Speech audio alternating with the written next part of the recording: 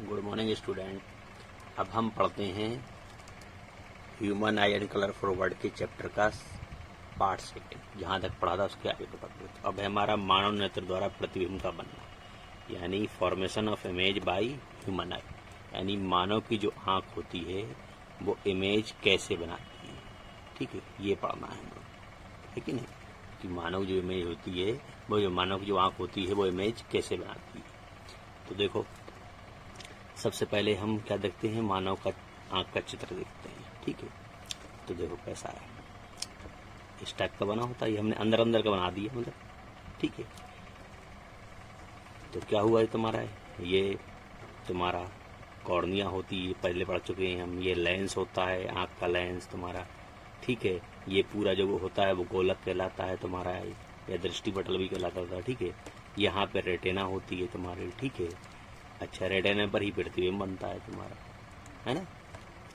अब देखो कुछ चीज़ें इसमें पढ़ते हैं कैसे प्रतिबिंब बनता है तुम्हारा। जैसे मान लो ये कोई वस्तु रखी हुई है, ठीक, इसका सिर ये है, उसके पैर ये है, मान लो। ठीक, तो क्या होता है, इससे लाखों यानी हजारों किरणें निकलती हैं, बहुत सारी किरणें निकलती हैं, लाखों नहीं तो हजारों तो मान ही लो। बहुत सारी किरणें निकलती हैं जो कि हमें आँखों में पड़ती हैं। ठीक, हम जब सभी किरणों को नहीं लेंगे, 2-3 किरणों को लेंगे। ठीक है, क्यों नहीं, बहुत सारी बनाएंगे तो बहुत ज़्यादा हमें दिखेगा नहीं कौन सी किरण जा रही है। ठीक है, निकलती बहुत सारी किरणें हैं लेकिन हम 3 ही ले रहे हैं। ठीक है, अच्छा, तो क्या होगा, यहाँ से ये देखो किरण निकली, यहाँ पे उत्तल लेंस है तुम्हारा। तो उत्तल लेंस क्या होता है, किरणों को अंदर की तरफ मोड़ता है, प्रकाश की किरणों को क्या करता है, कन्वर्ज करता है, यानी ऐसे मोड़ता है, अंदर की तरफ मोड़ता है। ठीक है, उत्तल लेंस की खासियत होती है अपवर्तित होने के बाद प्रकाश की किरणें अंदर की ओर में जाती हैं, और अवतल लेंस में बाहर की ओर ऐसे मोड़ती हैं। ठीक है, तो ये उत्तल लेंस है, प्रकाश की किरण ये गई और क्या होगा, अंदर की तरफ मुड़ गई, ये आ गई। ठीक, और अगर कोई प्रकाश की किरण किससे, ऑप्टिकल सेंटर यानी प्रकाशिक केंद्र से होकर जाती है तो वो सीधी निकल जाती है, वो कहीं नहीं मुड़ती। ये भी पढ़ा है पहले चैप्टर में, है ना। दूसरी किरण ये गई, अपवर्तन होने के बाद क्या होगा, ये भी अंदर की तरफ मुड़ गई। कहाँ पे मिली, जाके यहाँ पर मिल गई। ठीक है ना, यहाँ भी तो मिली, तो प्रतिबिंब क्या होगा तुम्हारा, बनेगा। ठीक है, यानी इसका सिर यहाँ पे तुम्हें दिखाई देगा। इसी तरीके से इसके पैर से भी किरणें निकलेंगी। ये गई इधर, अंदर की तरफ मुड़ गई अपवर्तन के बाद, जो प्रकाशक केंद्र थी वो सीधी निकल गई, और जो यहाँ से गई, ठीक है, इस कोने से, तो वो क्या होगा, अपवर्तन के बाद यहाँ मिल गई। ठीक, तो क्या होगा तुम्हारा, इमेज या प्रतिबिंब ये बनेगा। देखो, इस वस्तु का प्रतिबिंब ये बना हमारा। इसका सिर देखो ऊपर था, अब इसका सिर नीचे हो गया, इसका पैर नीचे थे, इसके पैर ऊपर हो गया, यानी उल्टा प्रतिबिंब। और तुमने पहले चैप्टर में पढ़ा भी होगा कि उत्तल लेंस हमेशा उल्टा प्रतिबिंब वास्तविक तो बनाता है, लेकिन उल्टा प्रतिबिंब, वास्तविक उल्टा और छोटा बनाता है। इसलिए हमारी आंखों में क्या होता है, वास्तविक प्रतिबिंब बनता है, उल्टा बनता है और छोटे साइज का बनता है। ठीक है, और फिर यहाँ पे क्या होती है, रेटिना होती है, रेटिना पर ही प्रतिबिंब बनता है तुम्हारा। ये रेटिना होती है पूरी, यहाँ पे, यहाँ से अंदर का पूरा भाग जो होता है। ठीक है, तो यहाँ पे बहुत सारी कोशिकाएं होती हैं, यानी मसल्स होती हैं, लाखों में होती हैं। 2 टाइप की कोशिकाएं होती हैं तुम्हारी, रॉड शेप और कोन शेप। रॉड शेप को बोलते हैं दंडवाकार कोशिकाएं, और कोन शेप को बोलते हैं शंकुआकार कोशिकाएं। ठीक है, यहाँ से जो निकल के आती थी, तुमने पढ़ा था, ठीक है, पिछले वीडियो में, कि यहाँ से क्या था, जहाँ पे अंध बिंदु था वहाँ से निकल के बहुत सारी कोशिकाएं हमें माइंड पे जाती थी। तो ये कोशिकाएं जो बहुत सारी होती हैं, जिनसे मिलकर ये रेटिना बना होता है, ये 2 प्रकार की होती हैं, लाखों कोशिकाएं होती हैं, जिसमें जो 2 प्रकार की होती हैं, दंडवाकार कोशिकाएं और शंकुआकार। दंडवाकार यानी रॉड शेप, और शंकुआकार यानी कोन शेप। दोनों का काम क्या होता है, ठीक है। दंडवाकार जो कोशिकाएं होती हैं वो प्रकाश की सुग्राह्यता को बताती हैं, यानी कितना, कौन सा प्रकाश कितनी तेजी से कैसा क्या है तुम्हारा आ रहा है, कम प्रकाश है, ज्यादा प्रकाश है, ये प्रकाश की सुग्राह्यता को बताती हैं। कौन सी, दंडवाकार। ठीक है, फिर आता है शंकुआकार कोशिकाएं। उनका काम क्या होता है, शंकुआकार कोशिकाएं हमें किसी वस्तु का कलर बताती हैं। ठीक है, अच्छा, तो ये क्या होता है कि वस्तु किस कलर की है, ये हमें शंकुआकार कोशिकाएं दिमाग को बताती हैं। वस्तु मतलब क्या दिन में देख रहे हैं, रात में देख रहे हैं, कैसी रोशनी है बाहर, कितना उजाला है, ये जो होती हैं वो दंडवाकार कोशिकाएं हमारे दिमाग को बताती हैं। ठीक है, ये हमने पढ़ाई था, ये कॉर्निया होती है तुम्हारी, ये नेत्र तारा होता है यहाँ पर, ठीक है ना। अच्छा, जैसे आयरिस बोलते थे हम लोग, ये नेत्र लेंस होता है, जिसे अभी नेत्र लेंस बोलते हैं, ठीक है। ये रेटिना यहाँ पर उल्टा प्रतिबिंब, इस टाइप से तुम्हारा चित्र बनता है, ठीक है। अब तुम सोच रहे होगे कि जो हमने ये पढ़ा उसको लिखें, जो हमने बताया बस वही लिखना है। जैसे देखो, आंख के सामने रखी किसी वस्तु से चली प्रकाश की किरणें, जब ये चली कॉर्निया पर गिरती हैं, देखो कॉर्निया पर पहले गिरी, कॉर्निया से सुबह लगा, तथा अपवर्तित होकर, अपवर्तित मतलब आर पार निकलकर नेत्र में प्रवेश करती हैं, ये आंखों में प्रवेश कर रही है, ठीक है। फिर ये क्रमशः जली द्रव, यहाँ पे देखो नेत्र और कॉर्निया के बीच में एक द्रव भरा हुआ था, जिसे जली द्रव बोलते थे हम लोग, ठीक है। उसके बाद लेंस, जली द्रव वो भी तुम्हारा क्या था, ट्रांसपेरेंट था, आर पार निकल, यानी जिसकी प्रकाश की किरणें आर पार निकल जाती है। लेंस भी तो क्या होता है, ट्रांसपेरेंट, और ये काचाप द्रव यहाँ पे भरा होता है पूरे में, वो भी ट्रांसपेरेंट होता है। तीनों से प्रकाश की किरणें क्या होती है, निकल जाती हैं, ठीक है। तो क्या लिखेंगे, फिर ये क्रमशः जली द्रव, लेंस तथा काचाप द्रव से गुजर कर रेटिना पर गिरती हैं, देखो रेटिना पर गिरी जाती है, जहां वस्तु का उल्टा प्रतिबिंब बनता है, उल्टा प्रतिबिंब बनेंगे। प्रतिबिंब बनने का संदेश प्रकाश तंत्रिकाओं द्वारा मस्तिष्क में पहुंचता है, जो यहाँ से प्रकाश तंत्रिकाएं होती है ना, मसल्स जो होती हैं, कोशिकाएं, उनका क्या होती है, हमारे दिमाग को संदेश देती हैं, ठीक है। संदेश प्रकाश तंत्रिकाओं द्वारा मस्तिष्क में पहुंचता है, जिससे ये सीधा दिखाई देता है, बनता है प्रतिबिंब उल्टा है, लेकिन क्या होता है, दिमाग हमारे तरफ पावरफुल होता है कि उसको सीधा दिखाई देता है, ठीक। अच्छा, अब तुमने ये तो पढ़ लिया, अब तुम सोच रहे हो कि ये दंडवाकार और शंक्वाकार कोशिकाएं मान लो कि जैसे कम ज्यादा किसी की हो जाए तो क्या फर्क पड़ेगा, ये भी तो है ना। तो देखो फर्क क्या पड़ेगा, हम तुम्हें ये बता रहे हैं, दंडवाकार या शंक्वाकार कोशिकाएं अगर तुम्हारी हो ना हो या कम हो तो क्या फर्क पड़ेगा, है कि नहीं। तो देखो, अगर दंडवाकार कोशिकाएं कम हो जाती हैं तो हमें क्या होता है, रात में दिखाई देना कम हो जाता है, ठीक है। यानी हमें दिखाई देना कम हो जाता है, उजाले में दिखाई देता है, अंधेरे में कम दिखाई देने लगता है। जैसे तुमने देखा होगा, मुर्गा जो होता है सुबह उठते ही आवाज करने लगता है और 4 बजे उठ जाता है और लोगों को भी जगा देता है। क्यों ऐसा, क्योंकि मुर्गे में दंडवाकार कोशिकाएं क्या होती हैं, बहुत कम होती हैं, समझ में। मुर्गे में दंडवाकार कोशिकाएं बहुत कम होती हैं। अब जब दंडवाकार कोशिकाएं बहुत कम होंगी तो क्या होगा, वो प्रकाश की मात्रा उसकी आंखों में कम जा पाती है, यानी कम देख पाता है वो, तो रात में मुर्गे को दिखाई नहीं देता है। इसलिए अंधेरा होती ही मुर्गा सो जाता है, उसको दिखाई नहीं देता है, और जैसी सुबह थोड़ा सा उजाला होता है तो मुर्गा को क्या हो जाता है, एकदम उसकी आंख खुल जाती है, उसे दिखाई देने लगता है, तो वो आवाज करने लगता है और लोगों को भी जगा देता है, ठीक है। इसी तरीके से उल्लू जो होता है, उल्लू में क्या होता है, प्रकाश की जो तुम्हारी कोशिकाएं होती हैं, प्रकाश तंत्र की कोशिकाएं होती हैं, ऑप्टिकल नर्व जिसे इंग्लिश में बोलते हैं, ये उल्लू में जो होती हैं कौन सी, दंडवाकार कोशिकाएं, यानी रॉड शेप कोशिकाएं ज्यादा होती है। मुर्गी में तो कम होती हैं और उल्लू में बहुत ज्यादा होती हैं, जिससे उल्लू क्या होता है, रात में एकदम क्लियर दिखाई देता है, और दिन में क्या होता है, कुछ ज्यादा ही दिखाई देता है, इसलिए आंख नहीं खोल पाता है ज्यादा, ठीक है। लेकिन उसे रात और दिन दोनों में साफ दिखाई देता है, रात में बहुत अच्छा दिखाई देता है उसको। अच्छा, ठीक है। फिर आती हैं शंक्वाकार कोशिकाएं, इनका क्या काम होता है, ये कलर पहचानने के काम आती है।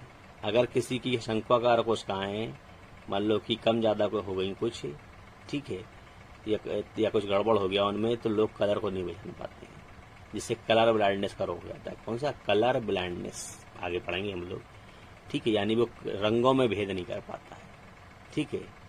जैसे मतलब रेड और ग्रीन है तो उसको दोनों सेम ही दिखाई देते हैं, ठीक है। इस टाइप के रंगों में भेद नहीं कर पाता है, ठीक। कलर ब्लाइंडनेस होता है, किससे, कब होता है ये, जब शंक्वाकार कोशिकाओं की वजह से होता है। शंक्वाकार कोशिकाएं कलर पहचानने काम आती हैं, इन्हीं की वजह से लोगों को कलर ब्लाइंडनेस होती है। तुमने देखा होगा कि जिनको कलर ब्लाइंडनेस होती है उनकी आंखों में कोई बीमारी नहीं होती, ना कोई इसका इलाज है। कलर ब्लाइंडनेस जिसको एक बार हो गया जिंदगी में उसका कोई इलाज नहीं है, और इसकी कोई बीमारी नहीं, ये मतलब इसमें कोई दिक्कत नहीं आती, पता भी नहीं चलेगा कि हमारे आंखों में कोई प्रॉब्लम है। सब कुछ हम अच्छी तरह देख लेते हैं, हर चीज, दिन में, रात में, अंधेरे में, उजाले में, सब कुछ देख लेते हैं। लेकिन बस अगर 2 कलर सामने रखे हुए हैं तो दोनों हमें एक जैसे दिखाई देते हैं, अंतर दोनों में समझ नहीं आता, ठीक। बस इतना सा फर्क होता है, जिससे रेलवे में ड्राइवर की नौकरी नहीं लगती है।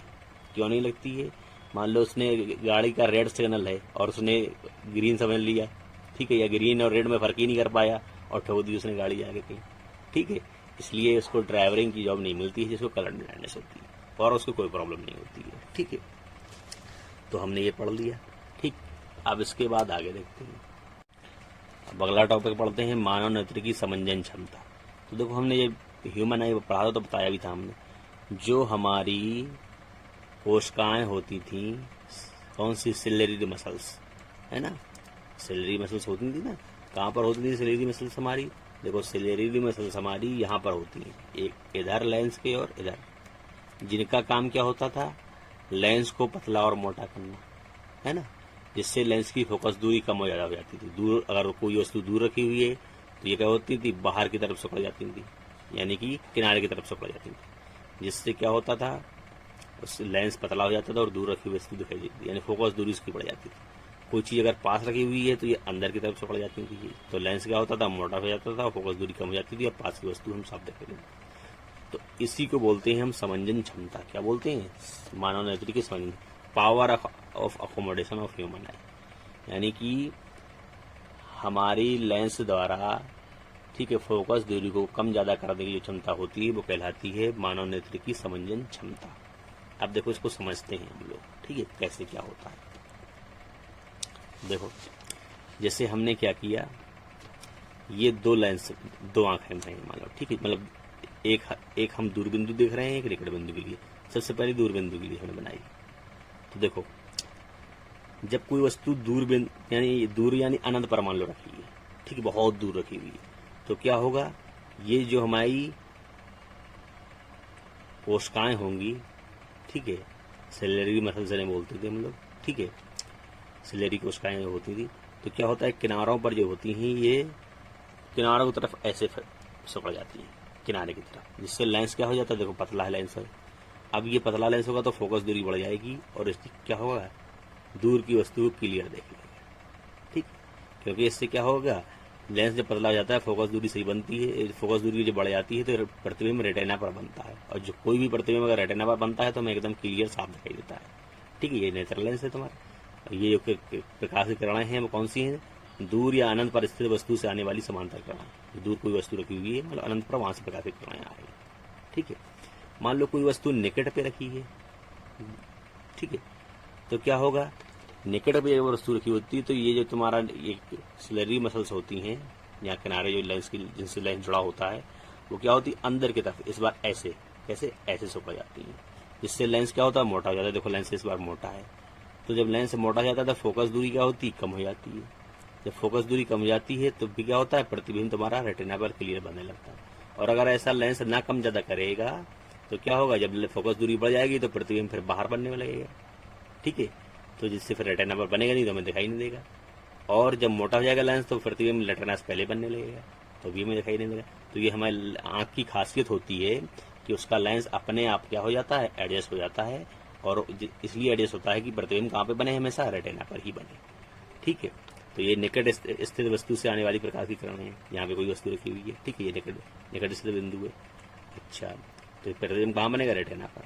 तो अगर एक स्वस्थ आंख के लिए दूर तक देखने के लिए, यानी दूर बिंदु जो होता है वो अनंत होता है और निकट बिंदु क्या होता है, 25 सेंटीमीटर, यानी हम अनंत तक साफ देख सकते हैं और हमारी आंख से 25 सेंटीमीटर, और न्यूनतम कहाँ तक, 25 सेंटीमीटर तक। 25 सेंटीमीटर के बाद अगर आप और पास में कोई चीज लाएंगे आंख के तो वो धुंधली दिखाई देने लगती है। तुम कभी देखना कोई बुक उठा के ज्यादा पास में अगर आंख के ले जाओ तो धुंधली दिखाई देने लगती है। अगर 25 सेंटीमीटर से और ज्यादा पास में आंख के लाओगे तो क्लियर दिखाई नहीं देती। दूर बिंदु यानी दूर हम अनंत तक देख लेते हैं और पास में कहाँ तक, आंख से 25 सेंटीमीटर की दूरी तक, ठीक है।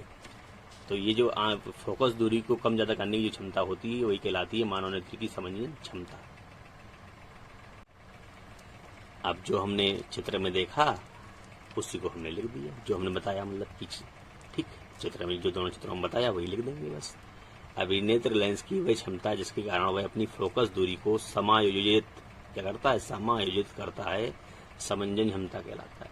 जो हमने कहा यानी फोकस जो लेंस होती है अपने आप जो फोकस दूरी को कम ज्यादा करता है, समायोजित करता है, उसकी ये क्षमता कहलाती है लेंस की समंजन क्षमता। छोटी सी परिभाषा, ठीक। अच्छा, अब उसके बाद देखते हैं हम आगे, अगला पॉइंट देखते हैं हम कौन सा, दूर बिंदु या फॉर पॉइंट। तुमने नाम सुना होगा, है ना, दूर बिंदु या इसी को क्या बोलते हैं, फॉर पॉइंट। ठीक, यानी कि दूर बिंदु या फॉर पॉइंट यानी हम अधिकतम कितनी दूरी तक देख सकते हैं साफ। हमारी आंखों में अगर कोई प्रॉब्लम या कोई बीमारी ना हो मान लो, तो हम अधिकतम कितनी दूरी तक देख सकते हैं, वो उसका दूर बिंदु या फॉर पॉइंट कहलाता है। ठीक, क्या कहलाता है, दूर बिंदु या फॉर पॉइंट कहलाता है। ठीक, तो एक स्वस्थ आदमी अनंत तक बिल्कुल साफ देख लेता है। कहाँ तक देख लेता है, अनंत तक एकदम क्लियर साफ दिखाई देता है उसे। ठीक है, एक स्वस्थ मानुष को अनंत तक एकदम क्लियर दिखाई देता है। अच्छा, तो देखो क्या लिखा है, अधिकतम दूर स्थित वह बिंदु जिस पर रखी कोई वस्तु आंख द्वारा स्पष्ट देखी जा सकती है, दूर बिंदु कहलाता है। यानी अधिकतम बहुत दूर कोई अनंत पर अगर कोई वस्तु रखी है और हम उसको अपनी आंखों से स्पष्ट देख पा रहे हैं, तो वो बिंदु से कहलाता है दूर बिंदु। सामान्य आंख के लिए दूर बिंदु अनंत पर होता है। यानी किसी की आंख में अगर कोई बीमारी नहीं है, दोष युक्त आंख है, कोई कमी नहीं है आंख में, तो वो कहाँ तक देख लेता है, अनंत तक। उसका दूर बिंदु क्या होता है, अनंत तक। यानी ये दूर बिंदु होता है किसी का या फॉर पॉइंट होता है, वो अनंत होता है। ठीक, किसी भी मनुष्य का। अब जब दूर बिंदु हो गया तो फिर निकट बिंदु भी होगा हमारा, होगा कि नहीं होगा। तो अब निकट बिंदु पढ़ते हैं हम लोग। ठीक है,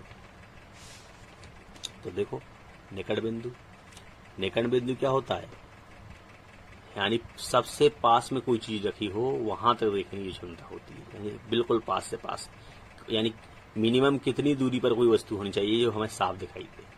ठीक है, अगर हमारी आंखों में कोई प्रॉब्लम नहीं है तो वही 25 सेंटीमीटर के लगभग। तो देखो क्या लिखा है, नेत्र के निकट जिस न्यूनतम दूरी पर स्थित वस्तु को हम स्पष्ट देख पाते हैं, उस नेत्र का निकट बिंदु कहते हैं। यानी हमारी आंख के पास न्यूनतम यानी सबसे पास में ऐसा कोई बिंदु जहां पर वस्तु को हम साफ देख सकते हैं, यानी कि मिनिमम दूरी। और अगर पास कर लेंगे तो फिर साफ दिखाई नहीं देगी। यानी हम जैसे कोई वस्तु मतलब कोई चीज है, उसको आंख के पास खिसकाते चले गए, मान लो जैसे मान लो कि ये है तुम्हारा, ये जैसे आंख है मान लो, ठीक है, कोई वस्तु यहाँ पे रखी हुई है मान लो, तो उससे साफ दिख रही है, फिर यहाँ पे रख दी तो साफ दे रही है, फिर यहाँ पे रख दी तो साफ दिखाई दे रही है, फिर यहाँ पे रख दी तो साफ दिखाई दे रही है, अब यहाँ पे रख दी तो साफ दिखाई नहीं दे रही। ठीक, यानी इसका मतलब वो यहाँ तक तो साफ देख रहा था, इसके बाद साफ नहीं दिख रहा, तो उसका न्यूनतम बिंदु क्या होगा, ये। इसके आगे यहाँ और ज्यादा पास आने पर वो साफ नहीं दिख रहा है, बल्कि यहाँ से आगे तो साफ देख रहा है, मिनिमम यहाँ तक। ठीक, यानी वो बिंदु निकट बिंदु जहां तक वो साफ देख सके, उसके और ज्यादा पास में लाएंगे तो फिर साफ उसको दिखाई नहीं देगा। ठीक, तो वही कहलाता है निकट बिंदु। और ये स्वस्थ मनुष्य के लिए जिसकी आंखों में कोई प्रॉब्लम नहीं होती है, ये कितना होता है, 25 सेंटीमीटर होता है। कितना होता है, ठीक, देखो लिखा निकट बिंदु कहते हैं। ये स्पष्ट दृष्टि की न्यूनतम दूरी भी कहलाती है। इसी को हम क्या बोलते हैं, स्पष्ट दृष्टि की न्यूनतम दूरी। सामान्य आंख के लिए ये लगभग 25 सेंटीमीटर होती है। कितनी होती है, लगभग 25 सेंटीमीटर। ठीक, अच्छा, अब आता है दृष्टि। इसके बाद नेक्स्ट टॉपिक आता है तुम्हारा दृष्टि विस्तार। क्या आता है, दृष्टि विस्तार, यानी कि हम कहाँ, हमारी आंख की कितनी रेंज होती है देखने की। तो देखो जैसे मान लो कि दृष्टि विस्तार में, जैसे मान लो ये तुम्हारी आंख है, ठीक, निकट बिंदु मान लो ये है, आंख से कितना दूरी पर होता है, ये 25 सेंटीमीटर की दूरी पर। ठीक, और कौन सा दूर बिंदु मान लो यहाँ पे है कहीं, कहाँ पर, यहाँ पे को अनंत पर होता है। ठीक है, दूर बिंदु ये है मान लो, कौन सा, ये वाला बिंदु है दूर। ठीक, निकट बिंदु ये हो गया, दूर बिंदु ये हो गया। यानी इस निकट बिंदु से और इस तरफ को आंख नहीं देख पाती है। निकट बिंदु से अगर आंख की तरफ और ज्यादा पास में ले आएंगे तो हमें चीज धुंधली दिखाई देने लगती है, और अनंत से आगे जाएंगे तब भी नहीं देख पाते हैं। तो हम लोग कहाँ से कहाँ के बीच में देख पाते हैं, निकट बिंदु से अनंत के बीच में हमारा दृष्टि विस्तार ही कहलाता है। कौन सा है, न्यूनतम बिंदु या निकट बिंदु जो 25 सेंटीमीटर होता है, वहां से लेके तुम्हारा कहाँ तक, अनंत तक के बीच का ये जो क्षेत्र होता है, ये पूरा ये वाला क्षेत्र। ठीक है, ये वाला क्षेत्र जो होता है वही कहलाता है दृष्टि विस्तार या रेंज ऑफ विजन। ठीक है, यहाँ हम कोई चीज रखी हो उसको एकदम क्लियर देख लेते हैं, यानी न्यूनतम 25 सेंटीमीटर से लेके अनंत तक, ये कहलाता है दृष्टि विस्तार। समझ में आया। ठीक है, अब वही लिख देंगे हम लोग जो हमने अभी समझाया। आंख के निकट, ठीक है, बिंदु तथा आंख के निकट बिंदु, ठीक, आंख के क्या है निकट बिंदु, ये वाला 25 सेंटीमीटर वाला, ठीक है। आंख के निकट बिंदु तथा दूर बिंदु के बीच की दूरी को दृष्टि विस्तार कहते हैं। वही हमने बताया, निकट बिंदु तथा दूर बिंदु अनंत होता है, उसके बीच की जो ये जगह होती है पूरी ये वाली जगह, यही कहलाता है उसका दृष्टि विस्तार, ठीक है। ये समान आंख के लिए 25 सेंटीमीटर से अनंत तक होता है, हमने वही बताया था। देखो समान आंख के लिए कितना होता है तुम्हारा, 25 सेंटीमीटर से लगभग 25 सेंटीमीटर से कहां तक, अनंत तक। वही हम बता रहे थे कि लगभग 25 से कहां तक, अनंत तक होता है, ठीक है। अच्छा, अब देखो स्टूडेंट, हमारी जो आंखें होती हैं दोनों में क्या होता है, दोनों के बीच में थोड़ा सा गैप होता है ना। मान लो कि हमारी जो आंखें हैं इनके बीच में जो हम बता रहे कि थोड़ा सा गैप होता है, ठीक है। तो जिसकी वजह से दोनों आंखें क्या होती हैं, अलग अलग प्रतिबिंब बनाती हैं, यानी दोनों का जो प्रतिबिंब होता है एक जैसा नहीं होता है, ठीक है। दोनों में फर्क, भिन्नता होती है, दोनों में फर्क होता है, ठीक है। लेकिन हमारे ये दिमाग की या माइंड की या ब्रेन की जैसे बोलते हैं, जो मानव का ब्रेन होता है वो इतना पावरफुल होता है कि दोनों को एडजस्ट करके और हमें एक जैसा प्रतिबिंब दिखाई दे देता है, ठीक है। अच्छा, कभी कभी ये क्वेश्चन आता है कि अगर हमारे पास दो आंख ना हो, एक आंख हो, तो क्या हम ज्यादा देख सकते हैं। जैसे मान लो एक लोग अक्सर मजाक में क्वेश्चन कह देते हैं कि अगर किसी की मान लो कि एक आंख है और वो 25 किलोमीटर तक दूर देख ले रहा है, मान लो या 15 किलोमीटर दूर देख ले रहा है, तो दो आंख वाला क्या 50 किलोमीटर दूर देखेगा? नहीं, ऐसा नहीं है। दोनों एक ही की जो दूरी होगी वो बराबर दूर तक देख सकते हैं, बस उसका दृष्टि क्षेत्र बढ़ जाएगा। कैसे, देखो, जैसे कि मान लो कि हमारे पास जो दोनों आंखें होती हैं, ठीक है, तो हम कितना एरिया देख पाते हैं, हम देख पाते हैं इतना एरिया, जैसे ये है, ठीक है, और ये कितना 150 डिग्री। अगर हमारी आंख मान लो कहां पर है, हमारी आंख यहां पर है मान लो, ठीक है, तो हम कितना एरिया देख पाते हैं, 150 डिग्री का, यानी कितना एरिया, हम लोग इतना एरिया देख पाते हैं, ठीक है। कैसे समझो, जैसे कि मान लो ऐसे रख लो, चाहे तो ये पेन रख लिया मान लो और ये पेन रख लिया, ठीक है, तो ठीक, तो इन दोनों के बीच का एरिया हम देख पाते हैं। एक आंख अगर हमारी होती, कौन सी कितनी आंख होती है, एक आंख, ठीक। अब ये एक की जगह मान लो कि दो आंख हो जाए तो क्या होगा, अगर 300 डिग्री देख लेंगे, नहीं, अगर दो आंख हो जाएंगी तो फिर क्या होगा, हम लोग अभी हमने कितना 150 डिग्री देखा था, अब ये क्या हो जाएगा, ये वाली जो लाइन थी ये और खिसक के और नीचे आ जाएगी, यानी हम इतना एरिया देख लेंगे यहां से यहां तक। कितना, अगर हमारी आंख यहाँ पे है तो अब कितना 180 डिग्री देख लेंगे, ठीक, यानी कि बस एरिया बढ़ गया। कितना, पहले हम देख सकते थे 150 डिग्री तक आसपास का ये वाला एरिया, पूरा ये जो एरिया है ये क्या होता हम देख लेते, और जब 180 डिग्री हो गया तो पूरा ही देखो, इसमें इसके नीचे यहाँ वाला नहीं देख पा रहा था ये, लेकिन ये क्या होगा, सब देख लेगा, पूरा देख लेगा।